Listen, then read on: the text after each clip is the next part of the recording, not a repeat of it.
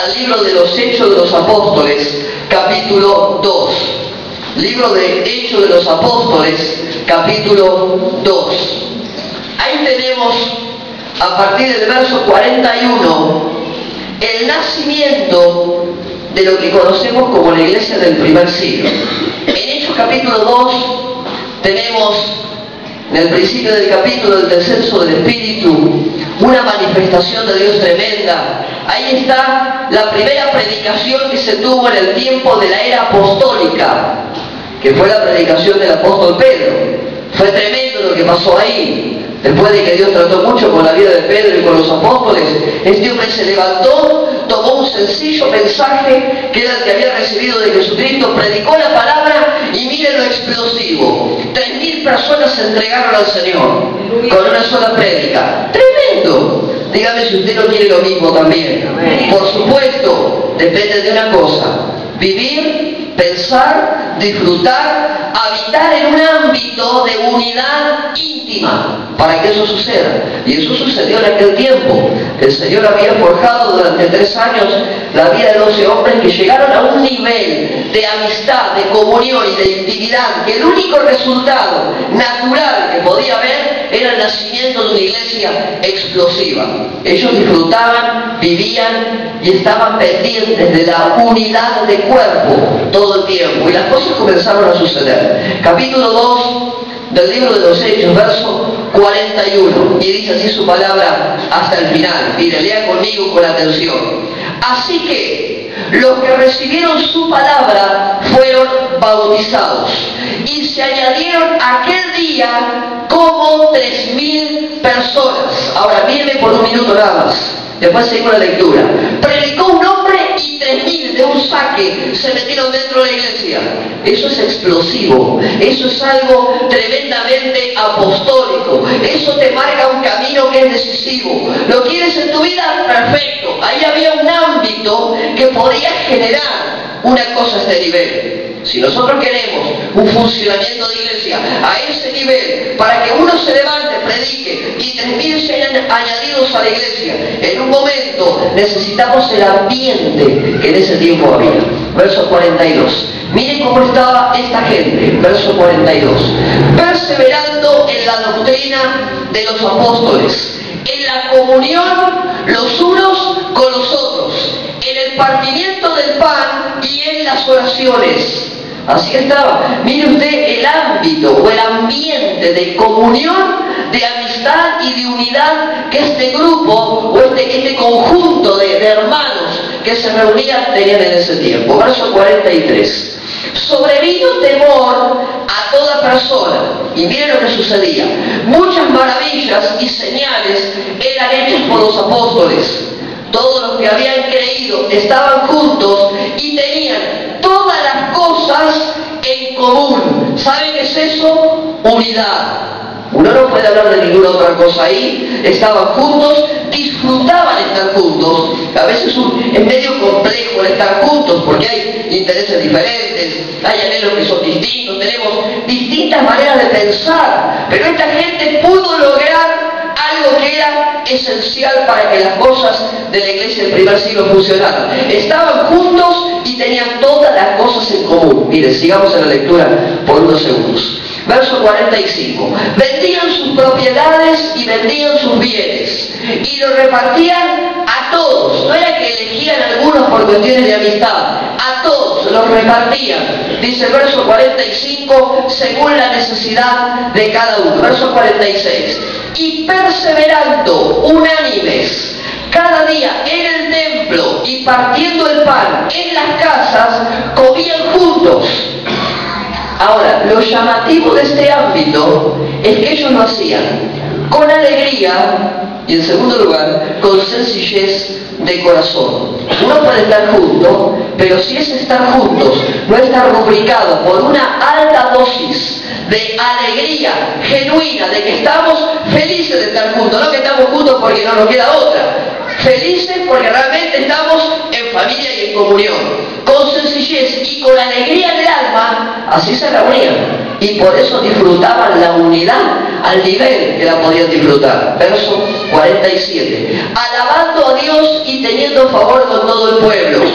Y mire el resultado de un ámbito explosivo de unidad. El Señor añadía cada día a la iglesia los que habían de ser salvos. Lo leemos de nuevo. ¿Quiere? Acompáñenme si se anima. Mire, y el Señor añadía cada día a la iglesia los que habían de ser salvos. ¿Quién los añadía? El Señor.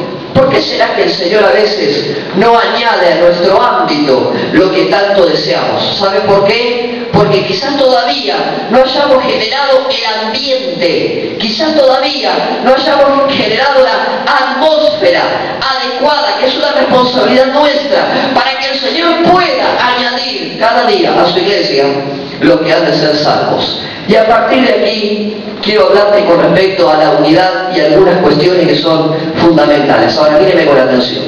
Primero, unidad no es lo mismo que estar juntos.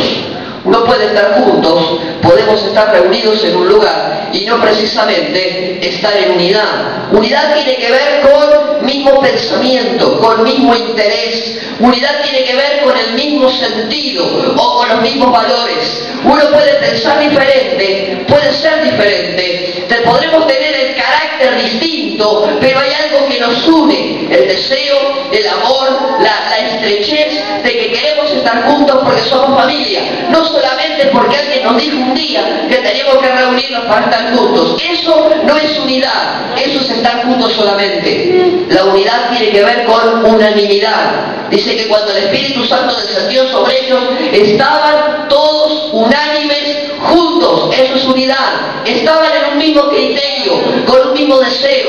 Había un mismo anhelo en el corazón, más allá de que Juan era un poco más pacífico y Pedro era un poco más explosivo. ¿Me están entendiendo, verdad? Pero podían, más allá de sus diferencias, estar juntos. Eso es una unidad genuina. No es solamente estar juntos, eso es verdadera unidad. ¿Sabe qué? Unidad en muchísimos casos es más que estar juntos. La unidad va con la preocupación, la verdadera unidad tiene que ver con que somos genuinos, la unidad tiene que ver con el deseo real, verdadero y sencillo de que me preocupo por mi hermano y quiero estar con mi hermano, aunque a veces no seamos iguales. La unidad tiene que ver con un acto de voluntad y con un acto de decisión. Si nosotros tuviéramos que manejarnos solamente por nuestras emociones, estaríamos en un problema tremendo. La unidad no depende de tus emociones. La unidad no depende de lo que sientas o no sientas. La unidad depende de tu voluntad y de tu decisión. ¿Me están entendiendo, verdad? Dígame amén. Entonces podemos estar juntos, pero no necesariamente significa que estamos unidos. Estamos juntos.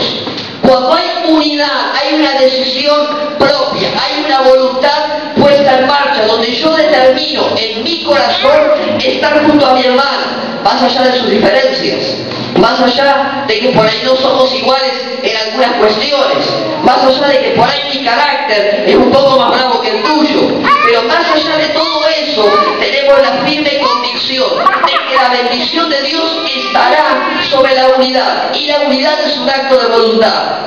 No es un acto de sentimiento. Usted sus sentimientos los tiene bien y está todo bárbaro. Mañana se levanta con sus sentimientos cruzados y se nos terminó la unidad. ¿Me está entendiendo? La unidad es mucho más que estar juntos. La unidad es un acto de voluntad y depende de tu decisión. Si hoy determina ser un cuerpo con la iglesia, usted lo será. Y si determina lo contrario, también será lo que determine. Pero no depende de lo que sienta. ¿Me está entendiendo? Amén. Mire, la unidad va mucho más allá de cuestiones que uno ve de los ojos hacia afuera. La unidad va mucho más allá de cuestiones que tienen que ver con la amistad solamente. Con algunos uno puede disfrutar amistad y con otros quizá no tanto. Pero a la hora de hablar de cuerpo, estamos juntos, nos preocupamos por el cuerpo, vivimos juntos con el cuerpo y sentimos en carne propia lo que el cuerpo sufre. Entonces ahí uno dice: Señor, estamos en unidad. Y el Señor tiene escenario para actuar por nosotros. Mire, otra cosa más que quiero decir: la unidad, hermanos, tiene que ver con obediencia. No es una cuestión opcional. Yo no puedo decidir si quiero estar en unidad contigo o no quiero estar en unidad contigo. Es una orden clara de parte de Dios. Señor, oro al Padre para que sean uno. El Señor no está diciendo que cuando tengas ganas o cuando tengas la posibilidad de estar en unidad, estés junto con tus hermanos. Mis amados, la unidad es un acto de obediencia. Si usted está en unidad con su hermano, usted está cumpliendo con Dios. Si usted no está en un ámbito de obediencia y no se le ocurre estar en unidad con su hermano, usted tiene un serio problema, no solamente con su hermano, sino con Dios. Porque el Señor dice, yo oro al Padre para que sean uno. Si no somos uno en todos los órdenes, el pueblo jamás creerá. Y la multiplicación que uno espera no llegará sobre tu vida. ¿De quién es la culpa? Tuya y mía. Porque nuestro ámbito es un acto de obediencia. Nosotros somos los gestores, únicos responsables de lo que tenemos entre manos. El Señor te quiere bendecir. Anoche hablábamos de las promesas hermosas que el Señor tiene para aquellos que dejan de ser viciados y pasan a un nuevo escenario. Amén. Uno toma eso, pero el Señor te lo va a dar si están las coordenadas adecuadas en tu mente y en tu interior para que el Señor te lo pueda dar. Si no hay coordenadas bíblicas, el Señor te lo entregará. La unidad es un acto de voluntad, la unidad es un acto de obediencia, donde le digo, Señor, yo entiendo que soy parte del cuerpo, que tengo a mi hermano, que no puedo quitarlo del cuerpo, soy parte de él y por lo tanto tengo que acompañar esto. La unidad es un acto de obediencia. Sigo un poco más adelante. Déjeme decirte otra cosa. La unidad es un acto práctico, no solamente verbal. Nosotros estamos muy acostumbrados a que en lo verbal somos unos maestros tremendos para hablar, para declarar, aún hasta para pensar, pero entre el dicho y el hecho, dice un viejo refrán, hay un trecho a veces que es enorme. Y no porque no sea bíblico, deja de ser acertado realmente. ¿Está entendiendo? Somos maestros para hablar, pero tardos para poner en práctica las cuestiones. ¿Sabe qué? La unidad es algo práctico, la unidad es algo palpable, que uno lo tiene en la mano, que lo puede medir de una manera física. La unidad es algo que lo tiene no solamente de palabra y de mente, sino en la acción. Para que haya potencia en la unidad de la iglesia, esto tiene que ser práctico, tiene que ser palpable y medible desde la realidad. Si no, de hablar no sirve. Estamos rodeados de gente que todo el tiempo habla y habla, pero está muy lejos de hacer cosas concretas. Quieren una iglesia que sea explosiva en bendición, en crecimiento, en cada una de sus áreas, pues la unidad del cuerpo tiene que ser práctica, si no, no vamos a ningún lado. Y voy a dar un paso más todavía. ¿Sabe qué? La unidad es algo que se aprende. La unidad es algo que uno la puede ir desarrollando. Hoy me cuesta estar con mi hermano, pero si tomo la decisión y respondo en obediencia al corazón de Dios y al deseo de Dios, mañana me va a costar menos estar con mi hermano. ¿Me entiende? Esto es algo que se aprende, se trabaja, se desarrolla. Yo sé que aquí hay algunos que de pronto quizás les cueste un poco la relación conmigo. Lo tengo asumido, ¿sabe? Bueno, habrá que acercarse un poco y quizás en el acercamiento lograremos romper barreras. Cada uno tiene que tener en mente esta cuestión. La unidad es algo que puede aprenderse y desarrollarse en la práctica. La unidad espera que uno dé un paso de fe. A veces los pasos de fe no se dan porque uno no lo siente. Usted no tiene que sentir nada, usted tiene que obedecer a Dios. Señor, oro, dijo Jesucristo, oro a ti para que ellos sean uno y que el pueblo crea, porque si yo no soy uno con el otro, el pueblo jamás creerá y estará a favor de la iglesia. La unidad es práctica, es palpable, es un acto de decisión, nace de mi voluntad. Estos muchachos decidieron estar juntos, comenzaron a trabajar juntos, obedecieron a su Dios y en el momento justo y de la manera adecuada Dios descendió sobre ellos y las cosas se quebraron. Habrá que revisar un poco nuestra intimidad familiar y congregacional para ver qué ajustes habrá que hacer en nuestras vidas para que la unidad práctica traiga la bendición definitiva sobre la iglesia. ¿Está entendiendo, verdad? Estos muchachos estaban reunidos, mire, perseveraban en todo tiempo en la doctrina de los apóstoles. ¿Sabe qué? La doctrina de los apóstoles es doctrina ministrada, enseñada, establecida. No es doctrina donde cada uno hace lo que a bien le parece porque cree que está en lo correcto. No, es doctrina enseñada, establecida, afirmada, encaminada como corresponde. A Ahí estaba esta iglesia. Ellos perseveraban en la doctrina de los apóstoles. Segundo, perseveraban en la comunión. El término original bíblico ahí es koinonía. ¿Saben qué significa? Ligación estrecha. Había una intimidad estrecha, había una intimidad tan profunda en la vida de esta iglesia, donde uno no podía estar sin el otro. Ojalá nosotros podamos llegar a ese nivel de iglesia pronto. ¿Sabe? Ellos perseveraban en la doctrina de los apóstoles, en una íntima relación de comunión, de amistad, en una intimidad profunda los unos con los otros. Dice que ellos estaban, mire, en total servicio. Dice que cada día en el templo, en las casas, compartían todas las cosas. Y dice que también había oración en el medio. Uno cree que por ahí con la oración podemos rubricar todas las cosas.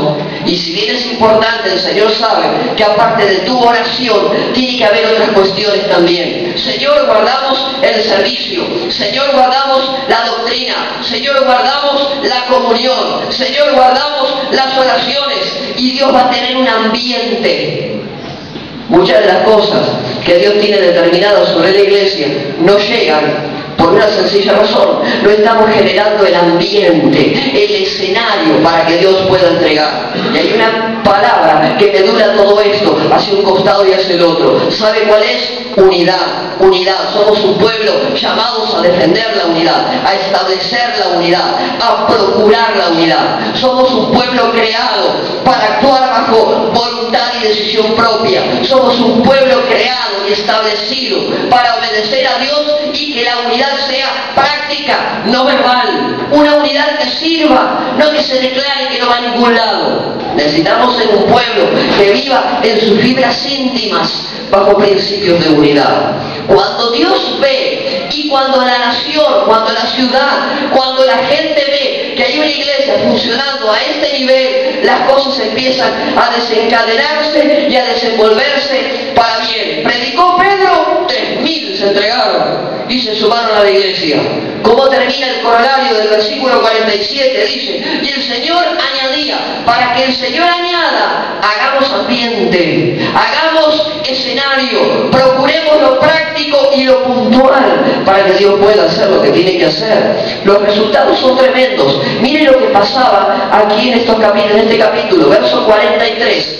Lo primero que encontramos en una iglesia que funciona a este nivel de intimidad, de comunión y de unidad práctica, lo primero que encontramos ahí es que hubo un sacudón tremendo en la ciudad. Dice que sobre el pueblo sobrevino gran temor. No dice sobre una parcela que estaban cercanos los vecinos de la iglesia. No habla de los vecinos de la iglesia, habla de la ciudad. Y sobrevino temor a toda persona. ¿Sabe qué? Seremos cautivantes. Habrá una conmoción en la ciudad cuando la iglesia viva el ámbito de unidad que tiene que vivir. Mientras tanto, no habrá nada.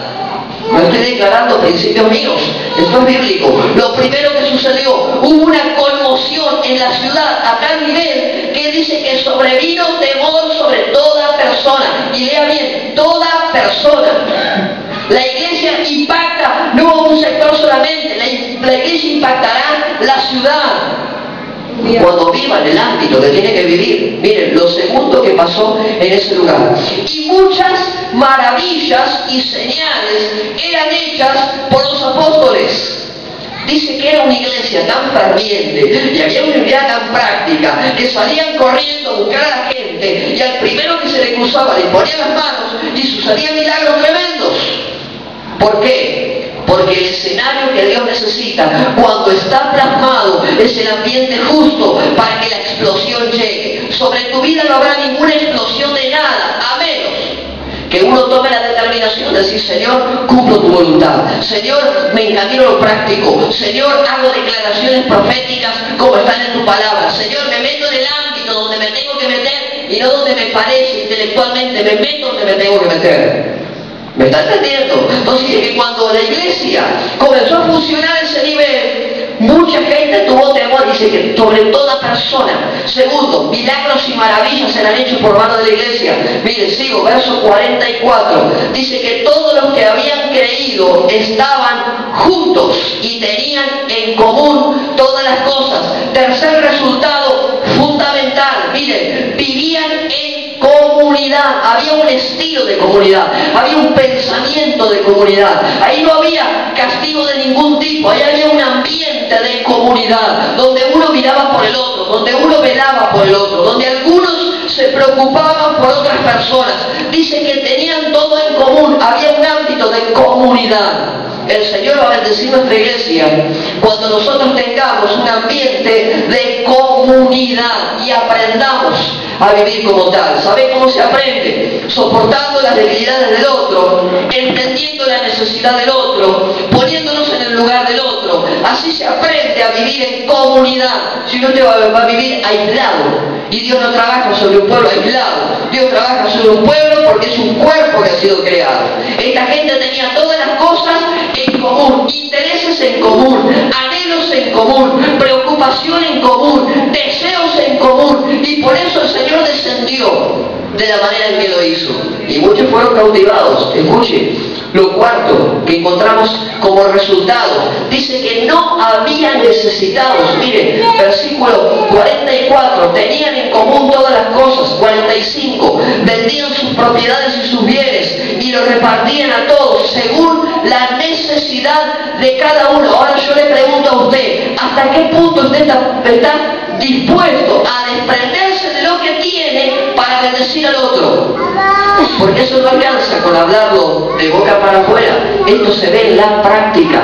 ¿Hasta qué punto estoy dispuesto a desprenderme aún de cosas que amo, de cosas que quiero, de cosas que son importantes para mí, para bendecir al otro? Cuando Dios te vea en ese espíritu, llegará una bendición sobre ti tremenda. Ese era el ámbito de la iglesia del primer siglo. No se enoje conmigo, porque es un escenario bíblico. Estoy hablando de cosas que sucedían en aquel tiempo. Mire, verso 46. Y dice que esta gente, perseverando, escucha, acá estaban los 12 apóstoles. Aquí había 120 más discípulos que habían estado en el aposento alto. ¿Quiere que siga? Había 3000 que recién se habían convertido. Hacía poquito tiempo, no eran que eran gigantes de la fe, que hacía 20 años que estaban en el Evangelio. No, ahí estaban los apóstoles.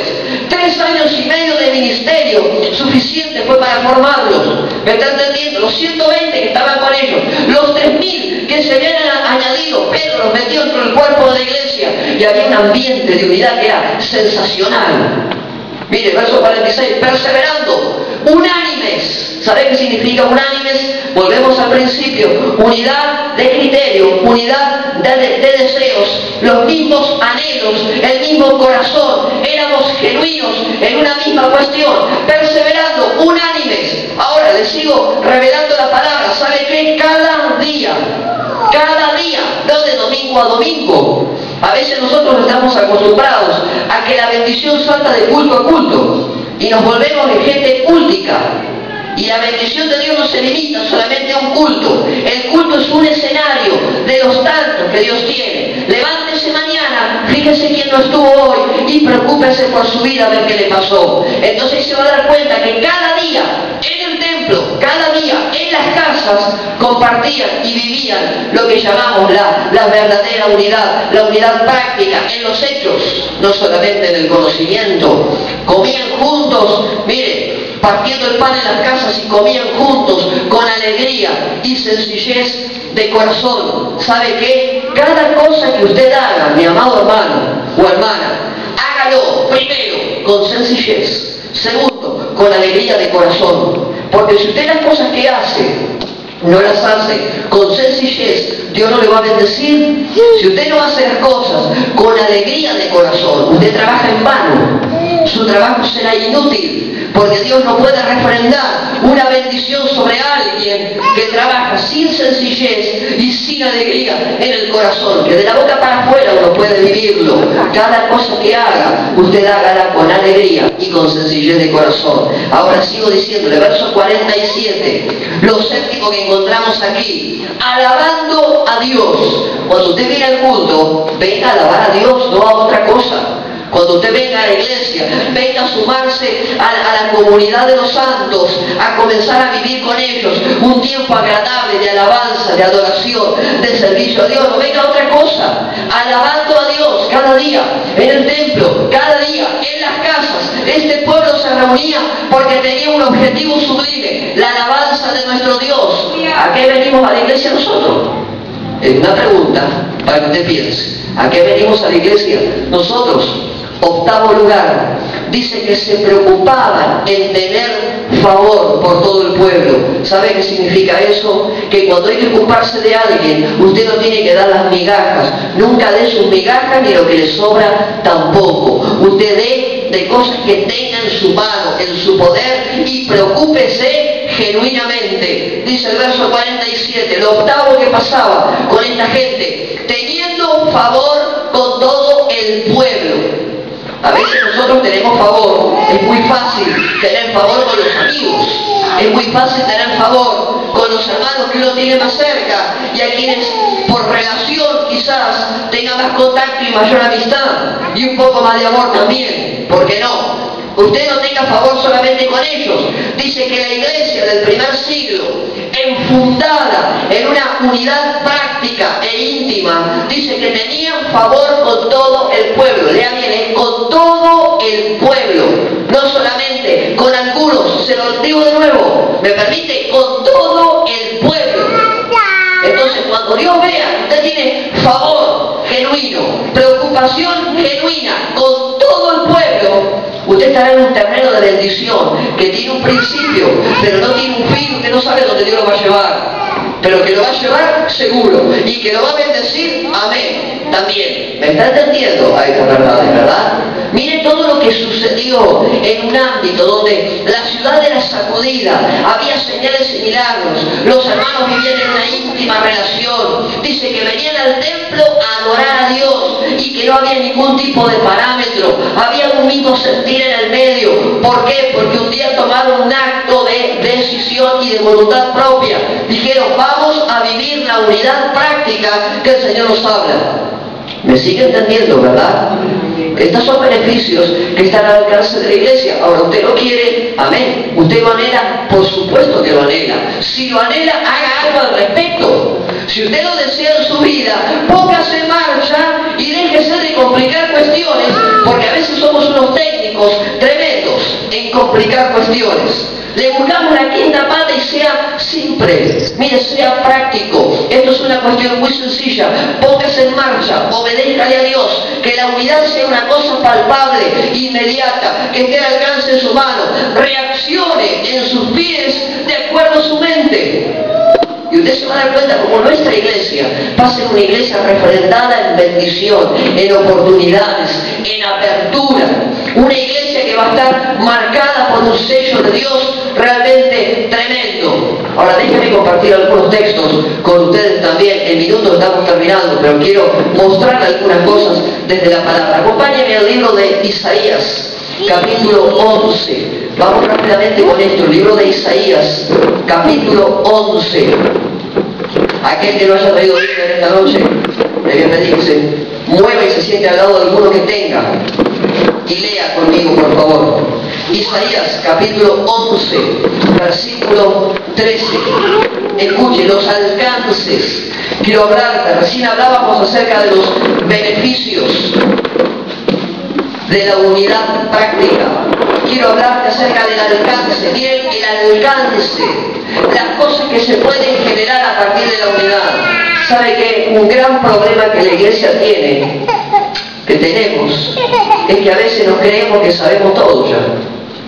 Y Dios se tiene que tomar el tiempo de demostrarnos por una u otra vía que no lo sabemos todos. Miren, el capítulo 11 del libro de Isaías, versículo 13, habla de acerca de uno de los alcances que tiene la unidad. Mire usted, versículo 13, capítulo 11. Y se disipará la envidia de Efraín, y los enemigos de Judá serán destruidos. Mira ahora, Efraín no tendrá envidia de Judá, ni Judá afligirá a Efraín. ¿Sabe qué? Uno de los primeros alcances que la unidad tiene es eliminar todo tipo de conflicto, donde nuestras diferencias son definitivamente olvidadas.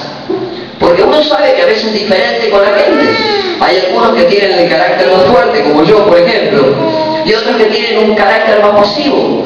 vamos a seguir así. Entonces, por lo tanto, adaptémonos al escenario y atrevámonos a convivir juntos.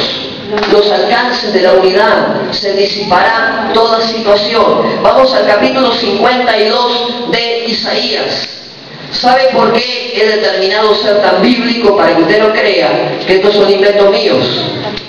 Capítulo 52 del libro de Isaías. Estamos hablando respecto a los alcances de la unidad. Miren, capítulo 52 del libro de Isaías, versículo 8.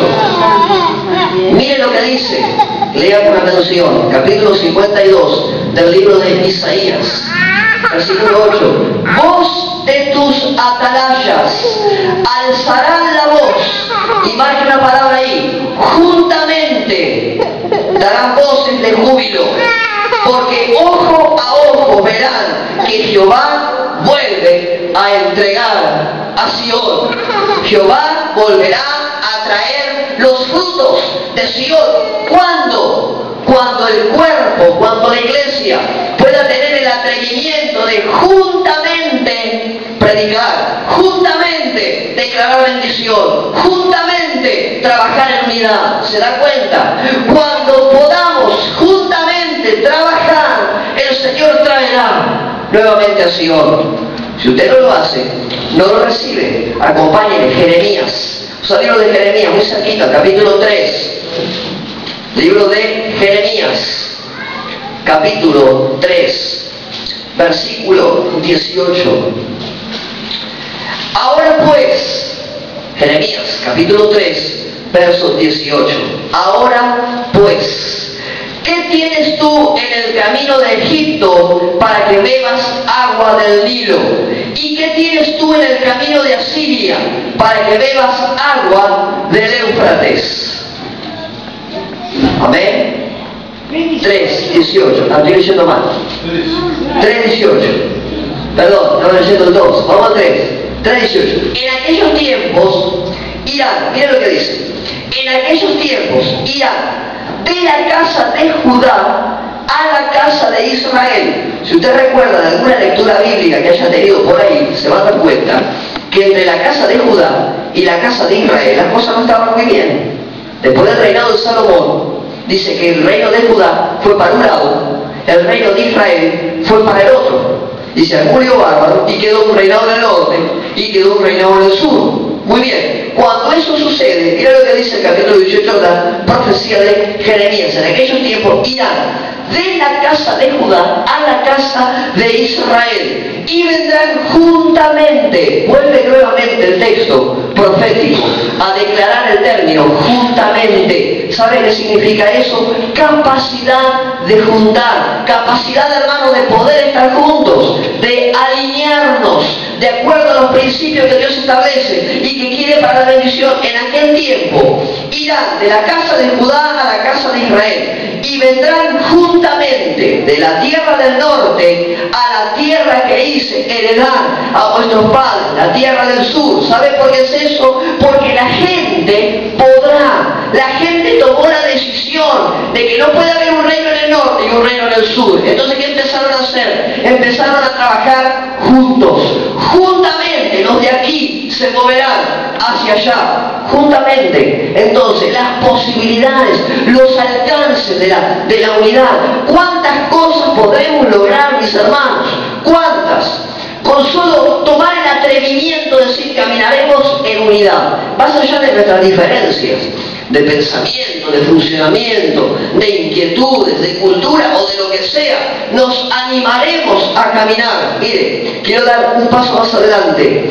Dios bendice todo ámbito que tenga relación con la unidad. El solo hecho de que el pueblo decida estar en unidad es un ámbito bendecido. ¿Se acuerdan de Juan capítulo 17? Búsquelo si quieren, pero es un pasaje muy fácil de recordar. Juan 17, Señor, oro, Padre, oro por ellos, para que sean uno, así como nosotros somos uno, para que el pueblo crea. Entonces el Señor bendice, refrenda, allana cada cuestión que tenga que ver con la unidad. Unidad en el pensamiento, unidad en el criterio, unidad, hermanos, en los deseos, no deseos propios, deseos para la congregación, deseos para mis hermanos, deseos de bendición, deseos de apertura. Empezamos a buscar y a procurar el favor del otro. ¿Y sabe qué es lo mejor que pasa? Cuando uno procura el favor del otro, el favor de Dios viene sobre ti. Mayor favor tendrás, mayor favor entregarás.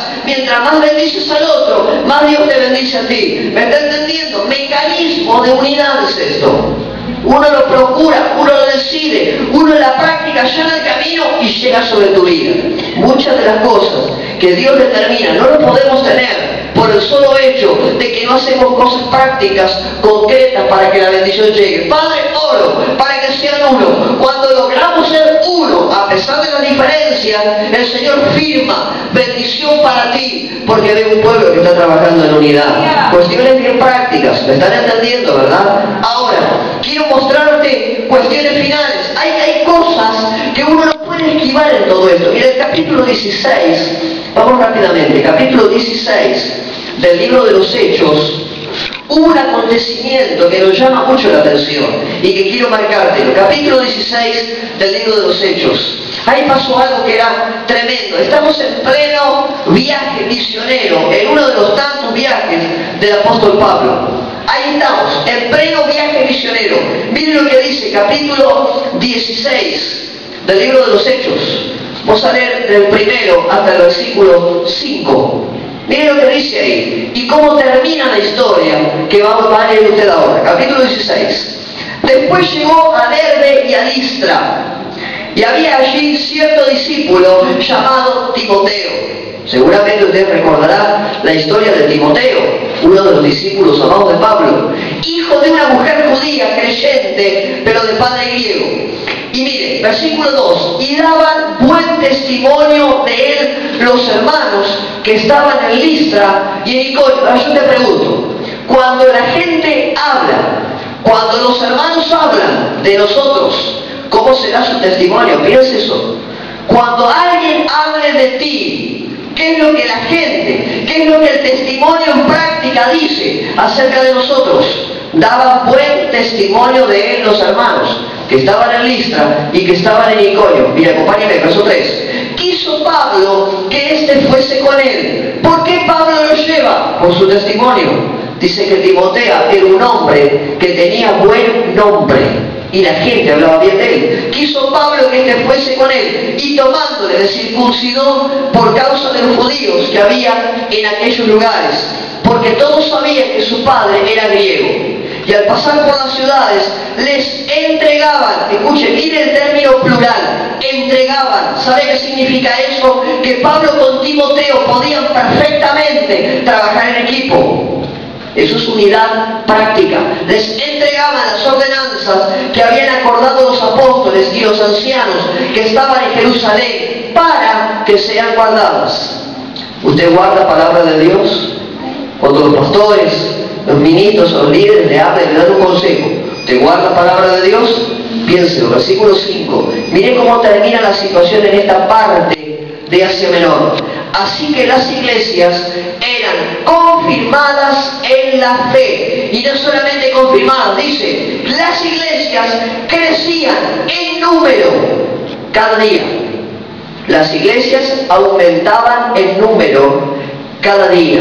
Hermanos, necesitamos crear una atmósfera de unidad, un ambiente de unidad, pero práctico. Necesitamos tener un involucramiento tan cercano y tan íntimo, congregacional, que nos permita, sin discusión, que la bendición sea allanada sobre la iglesia. Entonces el Señor añadirá cada día a su iglesia los que habían de ser salvos. Lo que Él quiere para entregarnos. Esta es una iglesia que tiene palabra. Queremos que la palabra se cumpla pronto, no dentro de 3 años. Queremos que se cumpla pronto. Para eso allanemos camino. Trabajemos en la unidad práctica para que se logre. Si no, no se logrará nunca. Mire, cuando hay unidad, uno puede contener a los hermanos. Cuando hay unidad, uno puede contener, proteger, cuidar, alentar y aún desafiar a los hermanos. con una mayor cercanía. Si nosotros vivimos una unidad de domingo a domingo, estamos en un serio conflicto. No tenemos algo marcado, palpable, de ver cómo está la necesidad de mi hermano. Cuando hay una unidad práctica, nosotros podemos sostener las debilidades del otro, podemos estar cerca, podemos acompañar y cuidar, porque estamos cerca. ¿Me está entendiendo, verdad? Cuando uno tiene unidad, hermanos, unidad práctica, unidad puntual, no de palabra, unidad práctica, cuando uno tiene este nivel de unidad que tenía la iglesia del libro de los Hechos, tenemos el éxito en cada batalla asegurado. No hay problema con eso. Estamos en nuestra mano con bandera de victoria todo el tiempo. ¿Por qué? Porque la garantía de Dios está sobre ti. Hay garantía de Dios cuando el pueblo vive, convive y habita en un ámbito de unidad íntimo y práctico. Yo no le digo a nadie que se instale en la casa del otro, solamente que tenga un grado de relación íntima, permanente y puntual. Cuando la iglesia tiene este nivel de unidad, entonces podemos trabajar de una manera específica, sabiendo que la batalla está ganada de antes que se comience. Cuando hay un conflicto de iglesia, uno a veces no tiene que hacer un escándalo cuando hay un conflicto de iglesia, y somos prontos para hacer escándalos en los conflictos. No, cuando hay unidad, la unidad nos permite abordar todo conflicto con madurez, con sabiduría, con unción del cielo, tratando de curar, de proteger, de sanar heridas y de estar en el momento adecuado con la gente adecuada. ¿Por qué? Porque estamos en una íntima relación. Sucede algo, hay un problema y abordamos el problema de forma inmediata. Nunca conteste, me voy a poner a orar. Póngase a actuar y ore en el camino. Eso es unidad específica. ¿Me está entendiendo, verdad? Nosotros tenemos que tener en nuestra iglesia una unidad concreta, latente, que se vea en hechos solamente, no de palabras, que se vea en cuestiones específicas de nuestra unidad. ¿Sabe qué? Cuando la iglesia ve la unidad, el resto de los hermanos se contagian. Yo quiero estar como están estos. ¿Vieron que el chisme es contagioso? Uno larga un chisme y se desparrama enseguida. La unidad también, la felicidad y la alegría en el corazón también, la sencillez en el corazón también. Esto se contagia, por lo tanto contagie lo que tiene que contagiar. A veces contagiamos lo que no hay que transmitir al otro. Usted contagie lo que se debe contagiar. Unidad, amistad, intimidad, relación, comunión, permanencia, estrechez, estando juntos en la iglesia y en las casas todo el tiempo. Un ámbito de unidad que sea irrevocable, hermano, que no pueda venir ningún demonio por ahí, ni que ande ningún diablo por ahí, que venga a quitar lo que nosotros tenemos como cuerpo y como familia. No se lo permita. Entonces, cuando hay este ámbito de unidad, uno puede inspirar al otro. Uno es gente que contagia. Los hermanos te dirán: yo quiero estar como están ustedes, y nos mirarán y nos verán y verán que estamos disfrutando de estar juntos, y los demás querrán. Porque no es un ámbito donde se vea tanta alegría y que la gente esté junta hoy por hoy, ni en la iglesia ni fuera tampoco. Entonces, cuando la gente vea en la iglesia este funcionamiento de unidad, usted se va a dar cuenta cómo las cosas serán allanadas para nosotros. Quiero terminar con un pasaje rápidamente, Primera de Crónicas. Acompáñeme y con esto terminamos. Estamos orando en minutos. Primera de Crónicas, mire usted el nivel de intimidad, el nivel de relación que como iglesia nosotros tenemos que tener. Primera de Crónicas, a ver si la memoria no me falla. Primera de Crónicas, capítulo 11. Capítulo 11. Búsquelo. Primera de Crónicas, capítulo 11. Seguramente usted se acordará de la historia de David. Cuando David huía de Saúl, dice que David se fue a un lugar llamado la cueva de Adulam. En la cueva de Adulam, David juntó una congregación espectacular. Ahí estaban los endeudados, mire, los problemáticos, los conflictivos, los amargados de espíritu. ¿Sabe quiénes son los amargados de espíritu? Los que ven todo mal siempre, los que discuten todo el tiempo, los que si predica el pastor Pablo no les gusta, y si predica la pastora y tampoco les gusta. No, los amargados de espíritu. Estaban ahí en la cueva de Adulam, en un centro estratégico de restauración.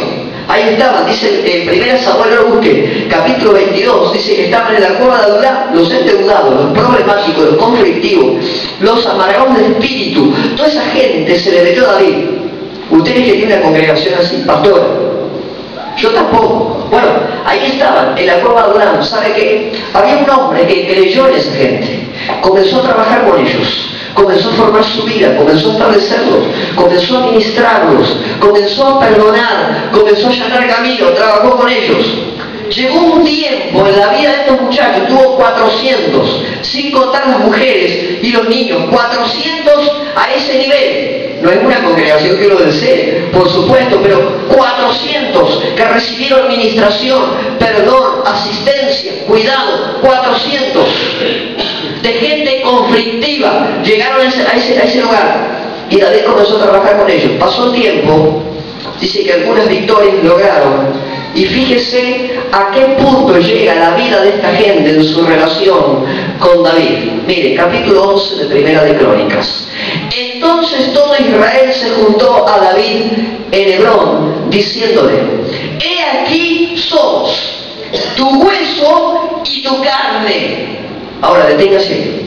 Me gustaría que en esta noche, cuando estemos orando, se abrace el que tiene a su lado si quiere, y si no, búsquese uno y dígale: a partir de hoy seré tu hueso y tu carne. Miren, estos fueron a la cueva de Adulam, escúcheme bien, fueron a la cueva de Adulam a satisfacer sus necesidades. Los endeudados querían plata, los amargados de espíritu querían alguien que los ministre. Todos fueron buscando satisfacer una necesidad. La necesidad fue satisfecha, y cuando la necesidad fue satisfecha, subieron un escalón en su vida. Yo no escucho a usted, no escucho quejarse de una cosa o de otra, y Dios me habla y me dice: está en el mismo lugar de siempre. Ustedes creen que un escalón, subas un escalón más arriba. Llegará un momento donde usted va a estar satisfecho, y cuando la gente está satisfecha, puede subir de nivel y vivir en otra intimidad. Esta gente le declararon a David: he aquí nosotros somos tu hueso y tu carne. No se distraigan, presten atención. Somos tu hueso y su carne. Miren, versículo 2. También antes de ahora, mientras Saúl reinaba, tú eras quien sacaba la guerra a Israel y lo volvías a traer. También Jehová tu Dios te ha dicho: tú apacentarás a mi pueblo Israel, y tú serás príncipe sobre Israel, mi pueblo. Ahora, lea el versículo 3 con atención. Mire: y vinieron todos los ancianos de Israel al rey en Hebrón, y David hizo con ellos pacto. Ahora, entiéndame. Ellos hicieron con David pacto. David hizo con ellos un pacto. ¿Sabe lo que es un pacto? Es algo inviolable. Hizo con ellos pacto delante de Jehová, y ungieron a David por rey sobre Israel, conforme a la palabra de Jehová por medio de Samuel. ¿Sabéis cómo termina la historia? Mire, versículo 9. Y David iba adelantando, y David iba creciendo. Escuche: y Jehová de los ejércitos estaba con él.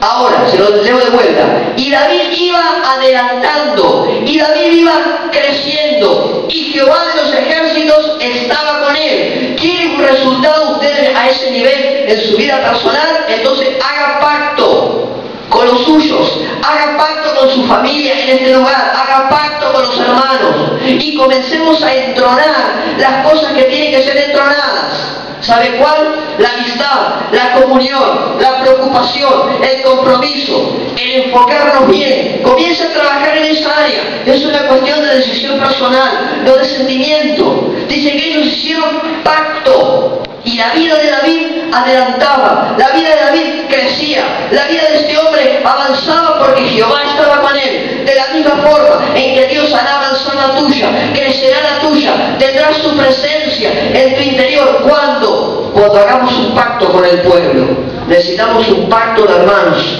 un pacto de amistad, un pacto de compromiso, pero no de palabras, genuino, íntimo, en nuestra relación, donde determinamos como iglesia, determinamos como familia, funcionar al nivel de la iglesia del libro de los Hechos. Y cuando Dios lo vea, entonces cada uno será añadido. 3.000 un día, 5.000 se entregaron en la segunda predicación de Pedro, y sucesivamente exclusivamente. El Señor añadirá bendición a su iglesia cuando su iglesia sume para el reino lo que tiene que sumar. ¿Me están entendiendo, verdad?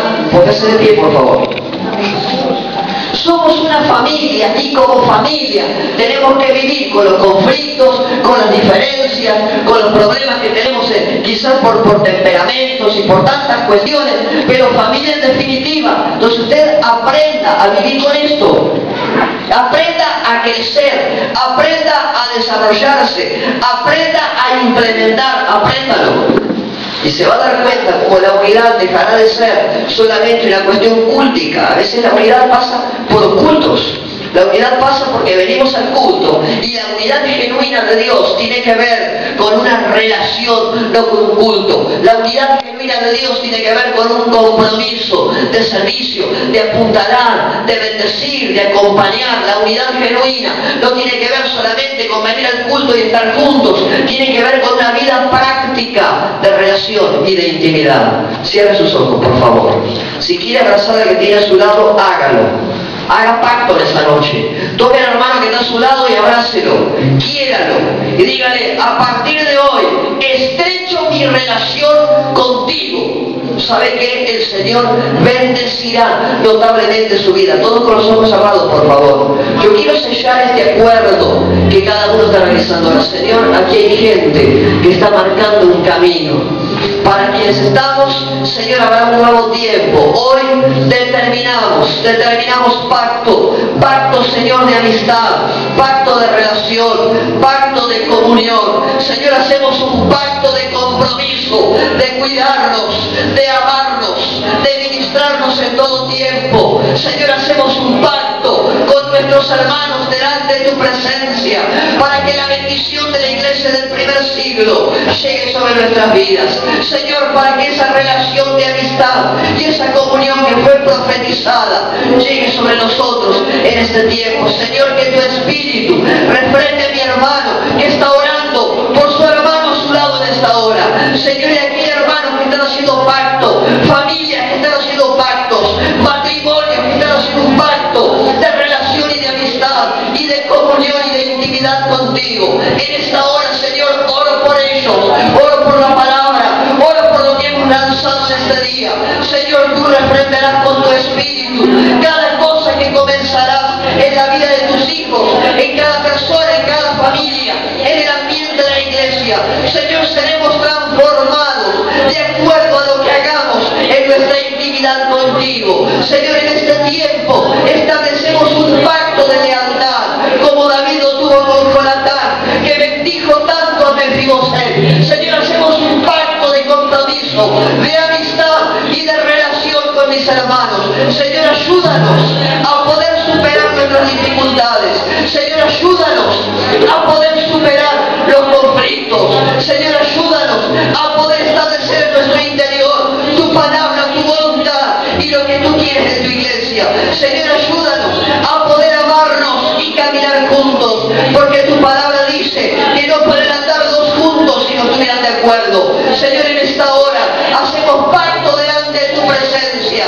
de protegernos y de vivir en una intimidad espiritual los unos con los otros, porque deseamos, porque queremos, porque nos has dado promesa de que tu bendición llegará sobre esta iglesia de una manera sobrenatural.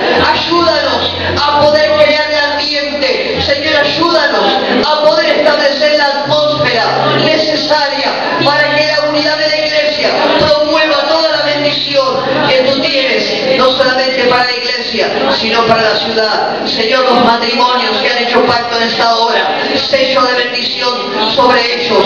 Hermanos que han hecho pacto, sello de bendición con tu palabra sobre sus vidas. Señor, los hermanos que han hecho pacto en esta hora, aún por aquellos que no están presentes, a la distancia les damos la palabra, que a partir de hoy seremos su hueso y seremos su carne, para que tú puedas bendecirnos y establecer bendición sobre tu iglesia. En el precioso nombre de Jesús, Señor, declaramos que este nuevo tiempo prontamente estará sobre nuestra vida, sobre nuestra familia, sobre la iglesia, y aún a muchos alcanzaremos con esta bendición que hemos establecido en esta noche. Pacto de unidad genuino, establecido este lugar a partir de hoy, en el nombre precioso de Jesús. Amén, amén y amén. Aplaudan al Rey de Reyes en esta hora.